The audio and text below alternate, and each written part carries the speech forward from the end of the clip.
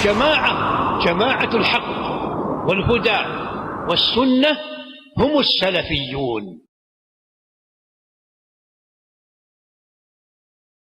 الحمد لله رب العالمين وصلى الله وسلم وبارك على عبده ورسوله محمد وعلى آله وصحبه أجمعين وعلى من تبعهم بإحسان إلى يوم الدين. أما بعد، معزز حاضرین، حافظ امام احمد بن عثمان الذہبی رحمہ اللہ نے اپنی کتاب الکبائر میں جو کبیرہ گناہ جمع کیے ہیں، امام الذہبی رحمہ اللہ کہتے ہیں فالکبیرۃ الاولی الشرک باللہ تعالی. امام الذہبی کہتے رحمہ اللہ سب سے پہلا کبیرہ گناہ جو حقیقت میں انسان کو اسلام سے خارج کر دینے والا ہے، کہتے ہیں الشرک باللہ تعالی، کہ کوئی آدمی اللہ عز و جل کے ساتھ شرک کرے. اور شرک 4 چیزوں میں ہوتا ہے. نمبر 1 اللہ عز و جل کی ذات، نمبر 2 اللہ عز و جل کی ربوبیت، نمبر 3 اللہ تعالیٰ کی الوہیت، نمبر 4 اللہ تعالیٰ کے نام اور صفات. 4 چیزوں میں شرک ہوتا ہے. اچھی طرح اسے یاد رکھیے، اپنی اولاد کو سکھائیے، اپنے متعلقین کو بتائیے. اللہ کے ساتھ شرک 4 چیزوں میں ہوتا ہے. نمبر 1 کہ کوئی آدمی اللہ کی ذات میں شرک کرے. اللہ تبارک و تعالیٰ عرش پر اکیلا ہے، اس کے ساتھ کوئی نہیں ہے، اس کا ساتھی کوئی نہیں ہے. کوئی اگر اللہ تبارک و تعالیٰ کے بارے میں یہ عقیدہ رکھے کہ اللہ عز و جل کی بیوی ہے، یا اللہ تعالیٰ کا بیٹا ہے، یا اللہ کے نور میں سے کوئی حصہ نور کا دنیا میں بھیجا گیا ہے، یا اللہ کی ذات میں شرک ہے. وہ اکیلا ہے. میں اکیلا یہاں بیٹھا ہوں، اگر آپ کہیں کہ میرے ساتھ کوئی اور میرے بازو بیٹھا ہے، تو آپ نے میری ذات میں کسی کو شریک کیا ہے. اللہ تعالیٰ کے بارے میں اگر کوئی عقیدہ رکھتا ہے، یہ اللہ کی ذات میں شرک ہے، نمبر 1. نمبر 2 اللہ عز و جل کی ربوبیت میں شرک. ربوبیت میں شرک کیا ہے؟ اللہ عز و جل کے بارے میں ہمارا اعتقاد ہے کہ کائنات کا پورا نظام، پیدا کرنا، موت دینا، رزق دینا، اولاد دینا، سب کچھ اختیارات صرف اللہ کے پاس ہے. اگر کوئی یہ اعتقاد رکھتا ہے کہ اللہ تعالیٰ کے علاوہ کوئی اور اس کے ساتھ شریک ہے، چاہے وہ نبی ہوں، چاہے کوئی ولی ہوں، چاہے کوئی فرشتہ ہو، چاہے کوئی جن ہو، تو یہ اللہ تعالیٰ کی ربوبیت میں شرک ہے.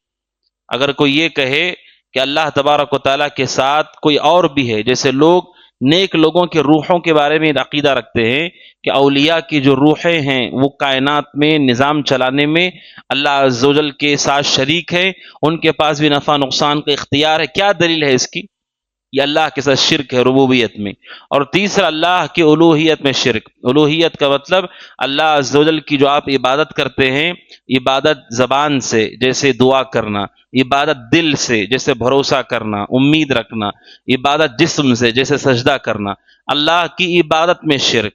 اگر کوئی آدمی زبان سے اللہ کو چھوڑ کر دوسرے کو پکارتا ہے مدد کے لیے، یا رسول اللہ المدد کہے، یہ اللہ کے ساتھ شرک ہے زبان سے. اگر کوئی آدمی دل سے شرک کرے، اللہ پر بھروسہ رکھنے کے ساتھ ساتھ اولاد کے لیے، رزق کے لیے، قبروں پر اسے بھروسہ ہے، توکل ہے، یہ اللہ کے ساتھ شرک ہے اس کی الوہیت میں.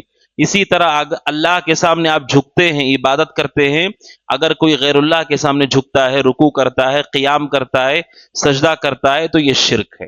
تو اللہ تعالیٰ کی الوہیت میں شرک. اور چوتھی اور آخری قسم ہے اللہ تعالیٰ کے نام اور اللہ تعالیٰ کی صفات میں شرک. اللہ عز و جل کے جو نام ہیں، اللہ عز و جل کی جو صفات اور خوبیاں ہیں، کوئی ان میں اللہ کا شریک نہیں ہے. اللہ تبارک و تعالیٰ کا نام ہے الرحیم، رحم کرنے والا، تو سب سے بڑا رحم کرنے والا وہی ہے. اگر کوئی آدمی عقیدہ رکھے کہ نہیں کوئی اور بھی اللہ تعالیٰ کی طرح رحم کرنے والا ہے، تو یہ شرک ہے. الرزاق، رزق دینے والا، اگر کوئی عقیدہ رکھے کہ اللہ کے علاوہ بھی کوئی رزق دیتا ہے، یہ اللہ کی صفت میں شرک ہے، اس کے نام میں شرک ہے. اللہ تعالیٰ کے بارے میں عقیدہ ہے البصیر، ہر چیز کو دیکھتا ہے. اگر کوئی آدمی یہ عقیدہ رکھے کہ کوئی اور بھی اللہ کے علاوہ ہر چیز کو دیکھتا ہے، یہ اللہ کے نام اور صفت میں شرک ہے. اللہ کا نام ہے السمیع، ہر چیز کو سننے والا. اگر کوئی عقیدہ رکھے کہ اللہ تعالیٰ کے علاوہ بھی کوئی ہر چیز سنتا ہے، یہ اللہ کے ساتھ شرک ہے اس کے نام اور اس کی صفات میں. اگر کوئی آدمی کسی قبر والے کو پکارتا ہے مدد کے لیے، کسی نبی کو، کسی ولی کو، کتنے شرک وہ کرتا ہے آپ دیکھیے. سب سے پہلے اگر کوئی آدمی کسی نبی یا ولی کو پکارتا ہے، اس کے دل میں یہ عقیدہ ہوتا ہے کہ یہ کچھ کر سکتے ہیں.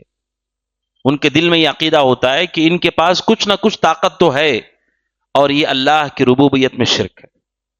دوسرا، اگر وہ زبان سے انہیں پکارتا ہے یا رسول اللہ المدد کہتا ہے، تو اس زبان سے اس نے شرک کیا. اور تیسرا، اگر کوئی آدمی یہ عقیدہ رکھتا ہے کہ وہ ہماری بات کو سن رہے ہیں، اب کوئی آدمی قبر میں ہے، وہ کیسے ہماری بات کو سنیں گے؟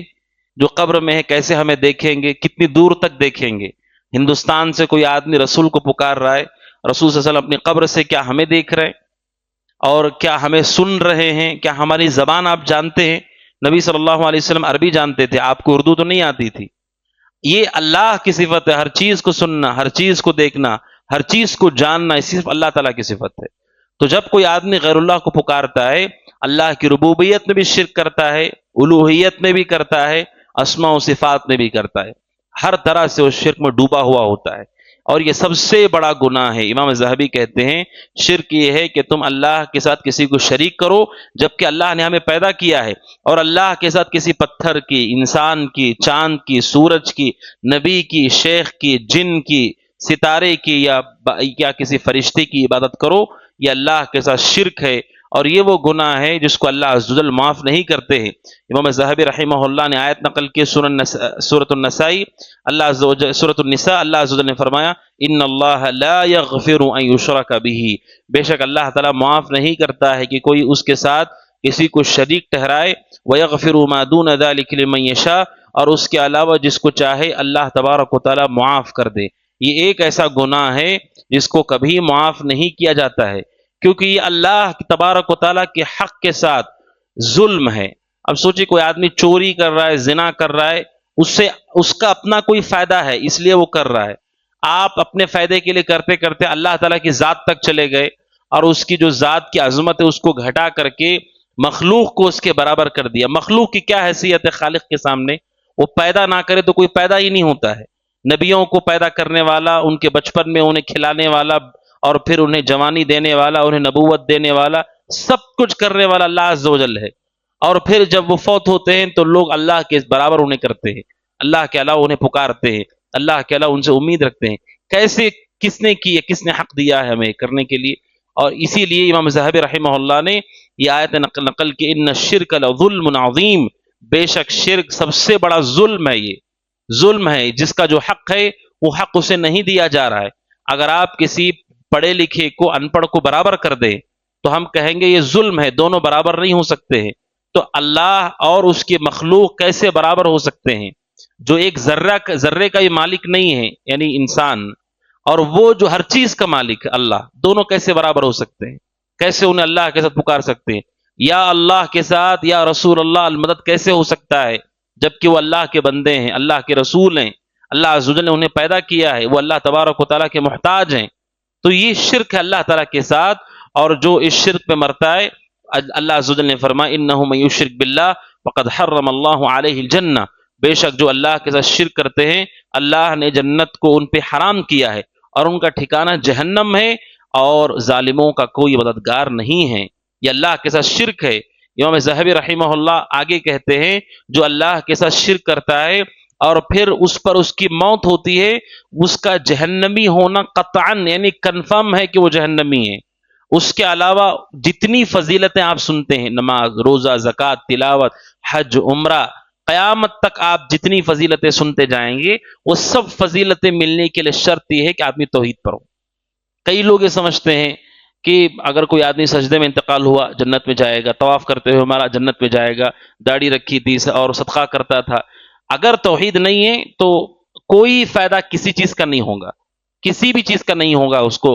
امام ذہبی کہتے ہیں قطعاً بغیر کسی شک و شبہ کے وہ جہنمی ہے، اور جو اللہ پر ایمان رکھتا ہے اور توحید پر مرتا ہے وہ قطعاً یقینی طور پر ایک نہ ایک دن جنت میں داخل ہوگا، کوئی شک نہیں ہے اس میں، چاہے کوئی بھی گناہ ہو اس کا، اتنا یقینی ہے کہ وہ ضرور بھی ضرور جنت میں جائے گا۔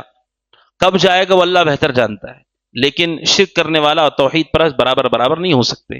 یہ شرک کی خطرناک یہ کہ اس سے آدمی ہمیشہ کے لیے جہنمی ہو جاتا ہے، اور ہم میں سے بہت سارے ایسے احباب ہیں جنہیں شرک کے نام پر صرف اتنا معلوم ہے کہ قبر والوں کو نہیں پکار سکتے، لیکن اللہ کی ربوبیت میں شرک کیا ہے، الوہیت میں کیا ہے، صفات میں کیا شرک ہے، ذات میں کیا شرک ہے، اس کا کوئی اندازہ نہیں ہے۔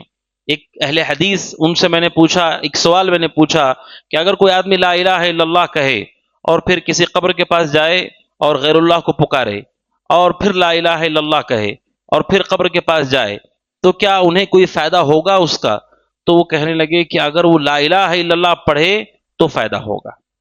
شرک کر رہا ہے، غلطی ہے وہ، لیکن لا الہ الا اللہ پڑھنے سے انہیں فائدہ ہوگا.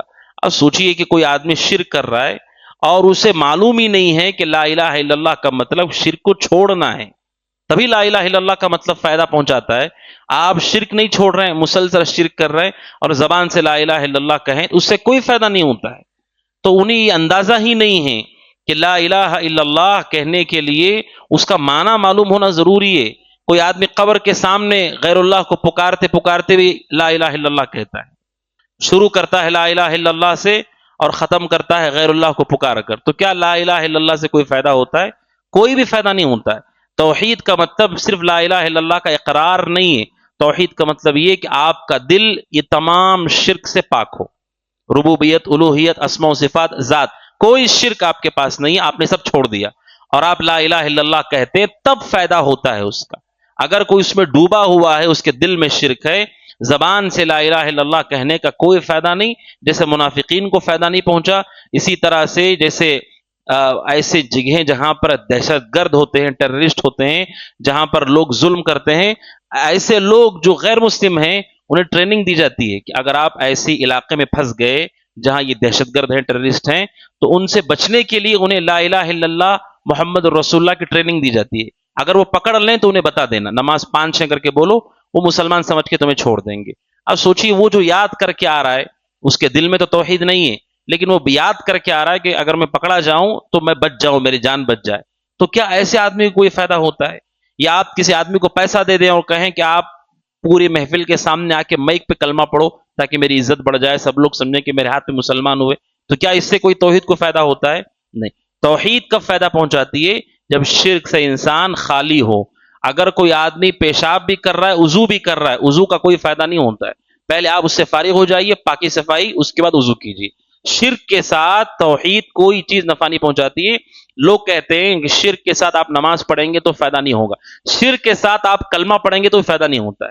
اگر دل میں شرک ہے، آپ شرک کے عقیدے مانتے ہیں، تو کلمہ پڑھنے کا بھی کوئی فائدہ نہیں ہے، اللہ عز و جل سے قبول نہیں کرتا ہے. امام ذہبی رحمہ اللہ نے اس کے بعد حدیث نقل کیے، کہ رسول صلی اللہ علیہ وسلم نے فرمایا، بخاری کی حدیث ہے، آپ نے کہا انبئکم باکبر الکبائر، خبردار کیا میں تمہیں نہ بتاؤں سب سے بڑے گناہ کے بارے میں، جو کبیرہ گناہوں میں سب سے بڑا گناہ ہے. آپ نے کہا الاشراک باللہ، اللہ کے ساتھ شریک ٹھہرانا، یہ سب سے بڑا گناہ ہے، اس سے بڑا کوئی گناہ نہیں. اور اس کے بعد دوسری حدیث پہ رسول صلی اللہ علیہ وسلم نے فرمایا، اجتنبوا السبع الموبقات، 7 تباہ کرنے والے گناہوں سے بچو. آپ نے سب سے پہلے اس میں شرک کا ذکر کیا کہ سب سے خطرناک یہ گناہ ہے. اور پھر امام ذہبی رحمہ اللہ نے تیسری حدیث نقل کی ہے، اللہ کے نبی صلی اللہ علیہ وسلم نے فرمایا، من بدل دینہ فاقتلوہ. اللہ کے نبی نے فرمایا اگر اسلامی حکومت ہے، کہیں اقتدار اور قوت ہے، آپ نے کہا جو اپنا دین بدل دے اسے قتل کر دو. یہ اللہ کے نبی صلی اللہ علیہ وسلم نے بیان فرمایا. یہ شرک کی خطرناکی ہے. ایسا شخص اللہ کے نزدیک انتہائی مبغوض ہے جو خالق اور مخلوق میں برابری کرتا ہے. انسان اس ظلم کو کبھی برداشت اپنے لیے بھی نہیں کرے گا. آپ کا جو حق ہے اگر وہ آپ کو نہ ملے، اور اس کے علاوہ اللہ عز و جل نے قرآن میں شرک کو اور زنا کو دونوں کو ایک ساتھ ذکر کیا ہے کہ الزانیۃ اللہ عز و جل نے فرمایا الزانی لا ینکحها الا زان او مشرک. زنا کو اور شرک کو اللہ نے ایک ساتھ ذکر کیا ہے چھوٹی سی چیز سمجھنے کے لیے. زنا اور شرک کہ اگر کوئی آدمی شادی شدہ ہے، کیا وہ یہ برداشت کرے گا کہ اس کا جو شریک ہے، چاہے وہ اگر وہ مرد ہے تو عورت، اگر وہ عورت ہے تو مرد، کیا وہ اسے پسند کرے گا کہ کوئی بغیر نکاح کے اور زنا میں مبتلا ہو؟ کیا کوئی اسے برداشت کرے گا؟ کیا شوہر برداشت کرے گا جس بیوی کو اس نے نکاح کر کے اپنے ساتھ شریک کیا ہے، خرچ کرتا ہے، ذمہ داری اٹھاتا ہے؟ کسی صورت وہ برداشت نہیں کرے گا. کیوں؟ کیونکہ اس پر اس کا حق ہے، اس نے اس کے حقوق ادا کیے ہیں، عقد ہوا ہے.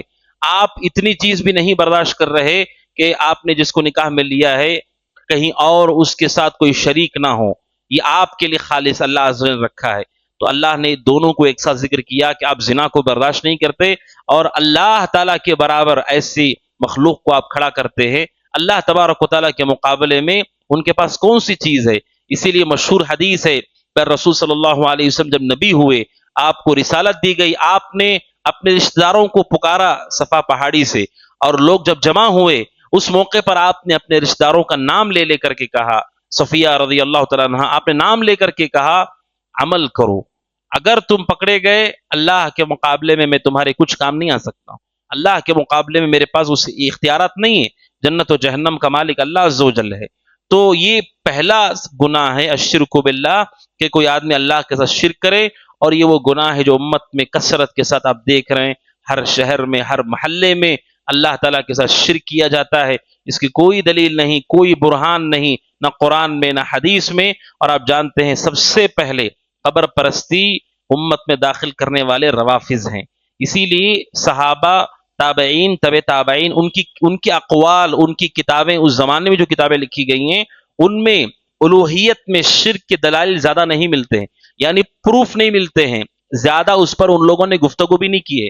یعنی صحابہ، تابعین، طب تابعین نے اللہ کی عبادت میں کہ کوئی آدمی غیر اللہ کو سجدہ کرے، غیر اللہ کو پکارے، اس پر بہت ساری باتیں آپ کو نہیں ملیں گی۔ کیوں؟ ان لوگوں نے اس زمانے میں پایا ہی نہیں تھا اس کو، ان کی تصور میں بھی نہیں تھا کہ کوئی ایسا زمانہ بھی آئے گا کہ لوگ اللہ کو چھوڑ کر غیر اللہ کو پکاریں گے، اللہ کو چھوڑ کر کہیں اور سجدہ کریں گے۔ صحابہ، تابعین، طب تابعین، 3 صدیوں کے بعد روافض، جن کا دین ہمارے دین سے مختلف ہے، ان لوگوں نے اپنے اماموں کی شان میں غلو کرتے ہوئے امت میں اس فتنے کو داخل کیا، اور دھیرے دھیرے کر کے داخل کیا۔ قبروں کی تعظیم، روحوں کے واپس آنے کا تصور، پھر ان کے پاس پاور ملتا ہے، انہیں اختیارات ملتے ہیں، دھیرے دھیرے یہ ذہنیت ان کے دلوں میں پیدا کی گئی، ورنہ ہمارے یہاں سلف کے یہاں ایسی چیز نہیں پائی جاتی تھی۔ نعوذ باللہ، جو آج ہم دیکھ رہے ہیں، صحابہ نے، تابعین، طب تابعین، یہ سب چیزیں نہیں دیکھی تھی۔